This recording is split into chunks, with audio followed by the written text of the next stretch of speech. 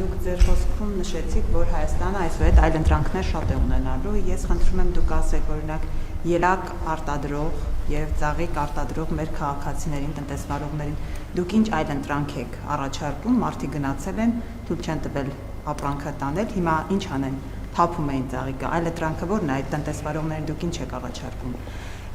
Եվ տեսեք, դուք նշում եք, որ մենք մնում ենք ԵԱՏՄ-ում եւ դրա ֆոնին Հայաստանը վերջի շրջանում շատ զուզ առանց սրելու, առանց կոշտ հայտարարությունների արձագանքում է Ռուսաստանից եկող ամենօրյա կոշտ հայտարարություններին։ Հնարավոր է, որ դուք երեք հանրահավաքում Աբովյանում հայտարարեցիք, որ մնում եք ԵԱՏՄ-ում, դա ռուսական ճնշումների հետևանքեր, այսինքն ճնշել են Հայաստանին, Հայաստանը հասկացել է, որ խնդիրներ է լինելու, դրա համար հստակ երեք առաջի դեմքի մակարդակով հայտարարվեց այդ մասին։ Ինչ որ ես երեք ասել եմ մի տարի առաջ, դրանից առաջ, եւ ես երբեք չեմ հայտարարել Եվրասիական տնտեսական միությունից դուրս գալու այսօրվա մեր մտադրության մասին։ Ես ասել եմ, որ մինչև այն կետը, քանի դեռ Եվրասիական տնտեսական միությանը անդամ լինելը եւ Եվրամիությանը անդամագրվելու գործընթաց սկսելու մասին օրենքի նախագծի process-ները համատեղելի են, մենք այդ ճանապարհով գնալու ենք։ Այդ կարող է համատեղել լինի մինչև 2030 թիվը, այդ կարող է համատեղել լինի մինչև 2035 թիվը, այդ կարող է համատեղել լինի մինչև 2040 թիվը, այդ կարող է համատեղել լինի մինչև 2026 թվի դեկտեմբերը, այդ կարող է համատեղել լինի մինչև 2027 թվի հունիսը, ժամանակը ցույց կտա։ Ես էլ եմ ասում, դա մեր ինքնիշխան որոշումն է, մենք մեր ինքնիշխան որոշումները կկայացնենք։ Այսինքն մեր պլանում ոչ մի բան չի փոխվել, ինչ վերաբերվում է ելակ եւ վարդ եւ այլ, եթե ձեզ թվում է, թե նախկինում խնդիրներ չեն եղել, դուք չարաչար սխալվում եք, այդ նույն խնդիրները անընդհատ լինում են եւ մեր բոլոր գործընկերներին ես 2018 թվականից այդ ուղերձը հղում եմ, որ բոլոր ապրանքները պետք է արտադրվեն ստանդարտներին համապատասխան։ Ցանկացած ապրանք, որ ստանդարտից դուրս է, մենք չենք պատրաստվում մեր ինքնիշխանության հաշվին ստանդարտներին չհամապատասխանող ապրանքներ արտահանման աջակցել։ Մենք պատրաստվում ենք աջակցել բոլոր այն արտադրողներին, ովքեր ստանդարտներին համապատասխան արտադրանք են արտադրում։ Իսկ ստանդարտներին համապատասխան արտադրանքի համար 7 միլիարդանոց շուկա կա աշխարհում եւ այդ բոլոր շուկաները այսօր բաց են Հայաստանի Հանրապետության համար։ Մենք ընդհանուր Եվրամիության արտահանման դեպքում մաքսատուրքի վճարման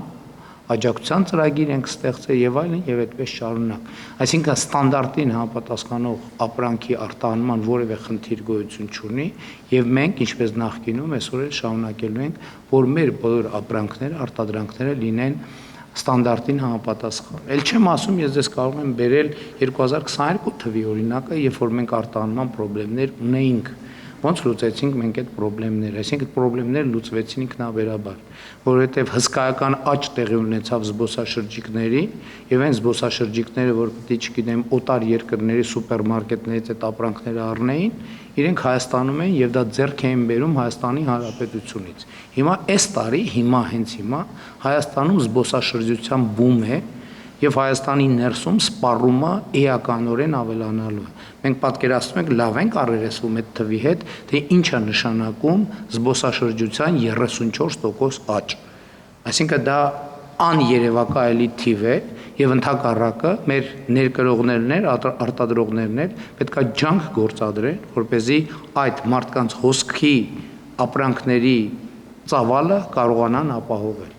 Եվ սա ճանապարհներից մեկն է 30% զբոսաշրջության սա ահավոր մեծ թիվ է, ել չեմ ասում երկաթուղիները բաց են, այդ թվում Եվրասիական տնտեսական միություն արտահանելու համար Ղազախստանի շուկան, որը ըստ էության մեզ համար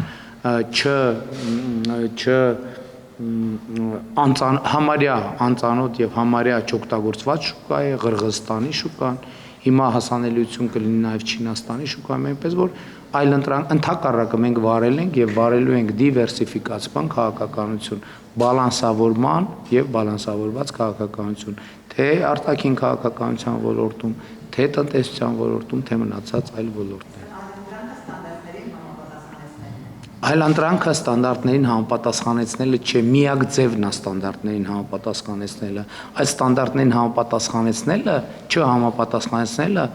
այլընտրանք չէ, ընդհանրապես այդպիսի ընտրություն չկա։ Մենք X պահի Հայաստանի Հանրապետությունում էլ մենք կամած ստանդարտները խստացնում ենք, որովհետև ով ասե, որ Հայաստանի Հանրապետության ներսում պետքա ստանդարտներին չհամապատասխանող ապրանքներ վաճառվեն։ Մենք այս ընթացքում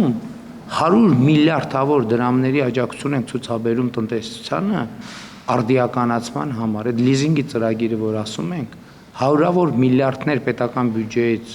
գումարներ ենք դնում, որ արտադրությունները համապատասխանեն ստանդարտին։ Այսօր Հայաստանում չկա մի գործարան, որ դուք մտնեք եւ պետական բյուջեի ֆինանսավորման իրանք նորագույն տեխնիկա հոսքագծեր ձեռք բերած չլինեն։